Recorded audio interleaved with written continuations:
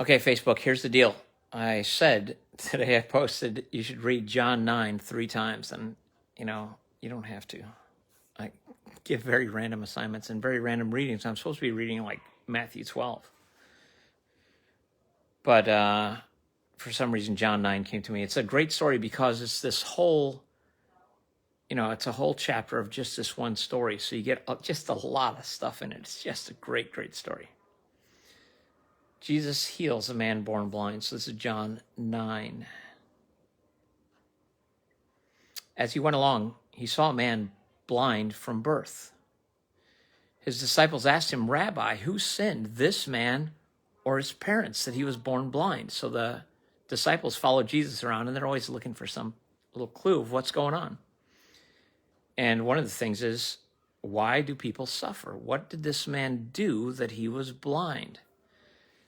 Neither this man nor his parents sinned, said Jesus, but this happened so that the works of God might be displayed in him. So that's a curious answer.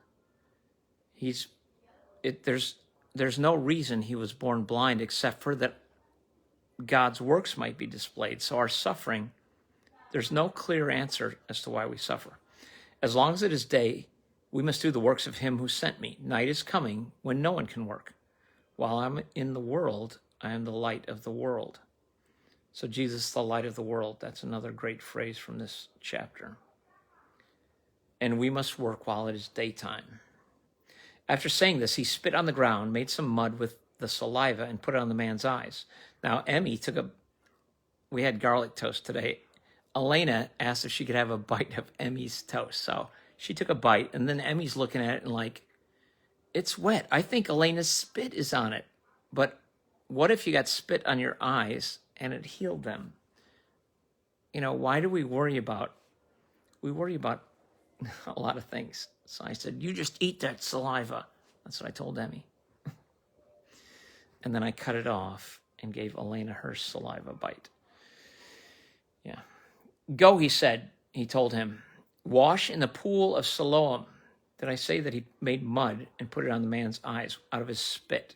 And you might say gross, but you might say, if it heals me, I'll take it. Go wash in the pool of Siloam.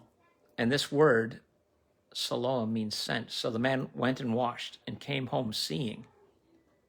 That's a good day right there. His neighbors and those who had formerly seen him begging asked, isn't this the same man who used to sit and beg? His neighbors, obviously, they're questioning, how do they not recognize him? They're his neighbors. They aren't being real neighborly because they're like, yeah, he used to be blind. That's just interesting. The neighbors weren't quite sure. Some claimed that he was. Others like, I don't know.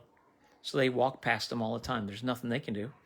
Others said, no, he only looks like him, which is funny. This story is so great. Nah, that can't be him. But he himself insisted, I am the man. Are you kidding me? I think I would know. How then were your eyes opened, they asked. He replied, the man they called Jesus made some mud and put it on my eyes. He told me to go to Siloam and wash. So I went and washed, and then I could see. Where is this man? They asked him. I don't know, he said, which that is great. You better believe they would want to know. And they're like, how do you not know where your healer is? I don't know. They brought the man to the Pharisees. They brought the Pharisees to the man who had been born blind.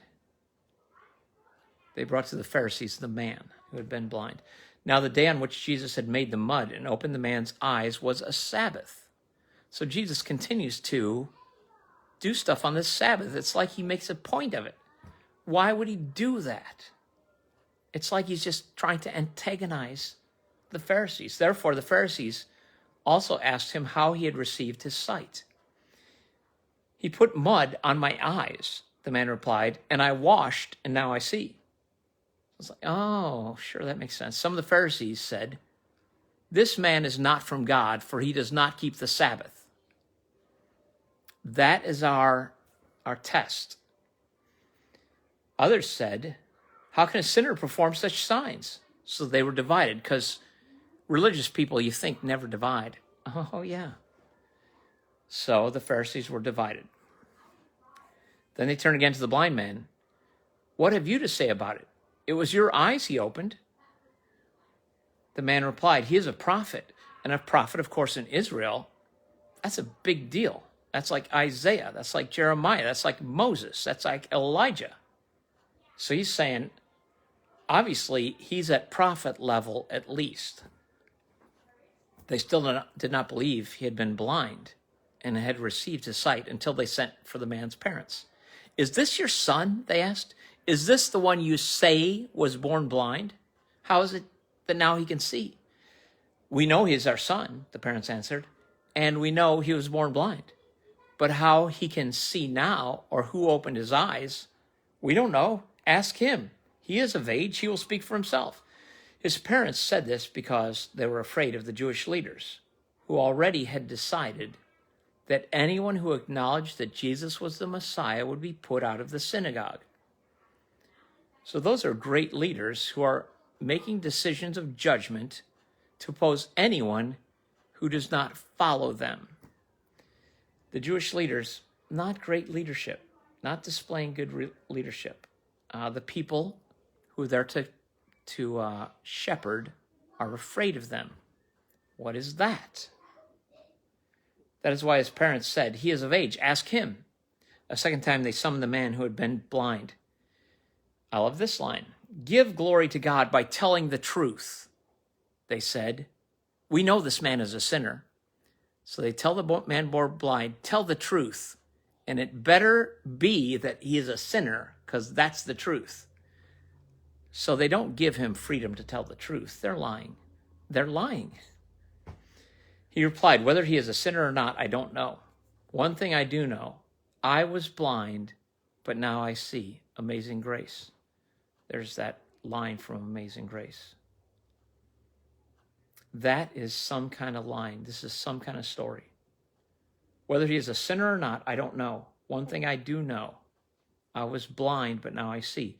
And can't we all say something about meeting Jesus and being healed in that kind of way? That's our testimony. Then they asked him, what did he do to you? How did he open your eyes? He answered, I've told you already, and you did not listen. Their ears aren't open. They need some healing. I told you, and you can't seem to hear. Why do you want to hear it again? Should I speak louder? You know how when you talk to somebody in another language, they speak Spanish, you're like, I'm asking, where's the bathroom? You say it slower and louder. That's what the Pharisees need. Do you want to become his disciples too? Then they hurled insults at him and said, you are this fellow's disciples. We are disciples of Moses. This is after hurling insults. We know that God spoke to Moses, but as for this fellow, we don't even know where he comes from. So to me, that's interesting that they say, we follow Moses. This guy is far from Moses. But maybe this guy aligns with Moses and they're far from both of them. Jesus will make that point over and over. The man answered, now that is remarkable. This is so great. This guy's like sarcastic. Now that is remarkable. You don't know where he comes from, yet he opened my eyes. Did miracles. You remember Moses could do miracles? This guy's doing miracles. It seems like he's kind of like a prophet like Moses. And you guys don't want to be with him. I think you don't want to be with a miracle worker like Moses. We know that God does not listen to sinners. He listens to the godly person who does his will. Nobody has ever heard of opening the eyes of a man born blind. If this man were not from God, he could do nothing. Okay, good point. To this, they replied, good point? No, they did not reply, good point. You were steeped in sin at birth. How dare you lecture us? And they threw him out. Probably threw him out of the synagogue because he was following Jesus. How dare you give glory to God? How dare you tell the truth? He's got to be thrown out. Last little couple of lines here. Jesus heard that they had thrown him out. And when he found him, he said, do you believe in the Son of Man? So Jesus hears that the man he healed was thrown out of the synagogue. So Jesus goes to find him. The man didn't know where Jesus was. Jesus knew where the man was. And he finds him and says, "Do you believe in the Son of Man?" "Who is he, sir?" the man asked. "Tell me so that I may believe in him." This guy's ready. Jesus said, "You have now seen him," because he has eyes to see.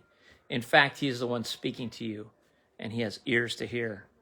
Then the man said, what happens if you have eyes to see and ears to hear?"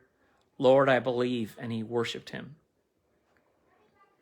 Jesus finds all kinds of people who don't have eyes to see or ears to hear. Check these guys out. Jesus said, "For judgment I have come into the world, so that the blind will see, and those who see will become blind." That's not good. That's not good at all. It's good for the blind, but not for the strong, for the sighted, for the people. Let's hear what the Pharisees say. Some Pharisees were with him, heard him say this, and asked, "What, are we blind too?" Jesus said, "If you were blind, you would not be guilty of sin. But now that you claim you can see, your guilt remains." That is the end of John 9. What a great chapter. Read it a couple times. So many great things going on in this story. Man, I could read this. I just love this story. It's just amazing. So there you go. Thanks for watching. Definitely read it for yourself at least once today. I signed it 3 times. That was my third, so I did it. See you later.